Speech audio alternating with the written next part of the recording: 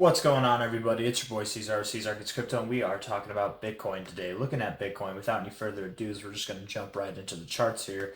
If we're looking at the RSI, on the short-term RSI here, we have a low, a higher low, and a higher low. And if you look at the price on a closing basis, that's where the bar, the body of the bar itself is. You can see that, it might be hard to see, but you can see you have a low here, a lower low here, and a lower low here. So pair that with these higher lows, that is double bullish divergence coming out of this oversold zone. This is good to see. This does, to me, mean that we might be due for some kind of a bounce. And that doesn't mean, when I say it's good, that doesn't mean that we're, bull market's back on, we're going to go to 69K and new all-time highs, all that kind of stuff. I just mean it's a bounce, right? It's an overall bounce because, as you can see, we are still in this downtrend predominantly in the RSI. Could we have some kind of price bounce that takes us up here, form yet another lower high, and then continue down from there? I think so. But in the meantime, jumping from about 23 all the way up to about 43, that's a pretty significant move in the RSI itself, and I would expect to see a significant move in price as well.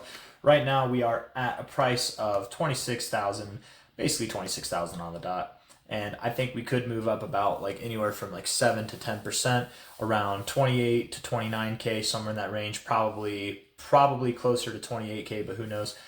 Moving around this purple line would be nice to see. We do find on the daily, we do find significance on this purple line time and time again. You can see that we found support on it here, support on it here. Just so you know, it's the 123 moving average. That means it takes 123 of these candles on a closing basis, and it finds the average price for that, and that's where you get this purple line. So bounce there. A little bit of disrespect over here, but you did have a bounce right here as well.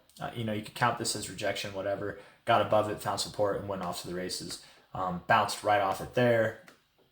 Rejected, disrespected, but then came down. Rejected here, kind of disrespected there. It's not that it's like perfect all the time, bounce here, but it does show significance a good bit of the time. So we could go, this is just a general idea. We might not go exactly like this and bounce right off it. We could go slightly above it. We could go slightly below it, but I do think all in all, we are a decent ways away from this, and I think with this bullish divergence we're seeing on our short-term RSI, that could spell good things in the near term. Looking at this thing on a 4-hour, if we're looking at the 4-hour RSI, it's kind of neutral, kind of looking, constructive overall. You are below the 50, but you're holding your readings above the 40 area, which is nice to see. You really might be making headwinds up. I don't know what word to use, man, but you might be doing a thing where you actually come up to the overbought area here and show some relative strength in the near term. It does look potentially good on the 4-hour, and as well on the 4-hour, like the daily, you do have bullish divergence. You have lower lows here, higher lows in your RSI. That's nice to see. Bouncing off of the oversold zone is always a good thing. Not much has been prompted after this. Arguably, your bullish divergence could have already played out with this move up here. It's hard to say. To a certain degree, you also do have a double bottom, right? And this could be like a false double bottom. We might have a temporary double bottom here, get some kind of a bull trap, and then move down from there. That sounds about right. That's like right up Bitcoin's alley.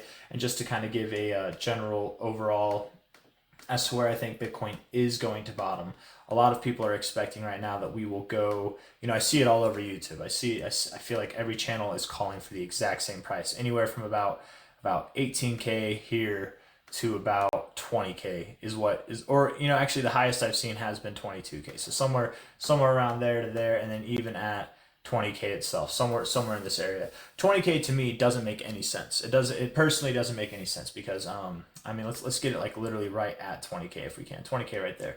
This low right here, it'd make more sense to go just below 20K, right? But this is in the midst of like nothingness in price action. We go all the way back.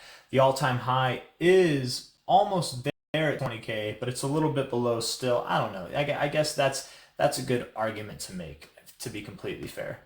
But to me, the more 18,100 area, this level right here is an area that we found support on before, we found resistance on before, more than just once, right? And then here, coming up to 22K, that kind of makes sense because we found resistance here, closing resistance here, support over here as well.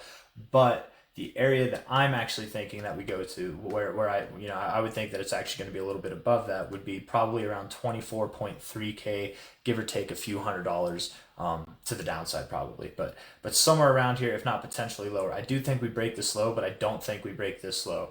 And all in all, if we take from the low here to the high here, if I can get it, the 382 of this range, it coincides with this area very well. And it's not just the 382, but it's an area where we had closing highs on the weekly, closing highs on the weekly. And if you go to the daily, you can find more significance as well. So that's an area that I'm personally looking out for. I feel like too many people have their eyes on these kind of price areas down here. And with that kind of attention, I would expect that Bitcoin acts like it's going to go down there, psychs everybody out, and then, while everybody's expecting to load their bags up down here, it turns around and forces people to buy at a higher price. And then ultimately that kind of like forcing people to buy at a higher price will just send us up further. So it's not a bad thing. It would be nice to get cheaper Bitcoins, but it's also nice whenever people expect things to go lower, they miss their opportunity. They have to buy up here while we have been planning on buying at a level that's somewhere in between, and then catching that nice acceleration of buying pressure as we move up. I don't know.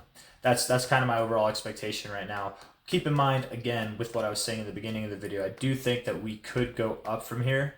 That is my overall kind of bias at the moment. I have been for a while thinking that we were just going to break these lows before breaking these highs here, and I do ultimately think we're going to break these lows. Obviously, I was just saying that, but I'm starting to think that we actually might have some kind of a relief bounce, a dead cat bounce, whatever you want to call it, a bull trap, however you want to phrase it, some kind of something that moves to the upside in a convincing way, more or less, and then it just breaks people's hearts and send us down, and yada yada yada. That's really all I have to say. So if you guys like the video, leave a thumbs up, subscribe to see more, and I will see you guys on the next one. Take care. Bye bye.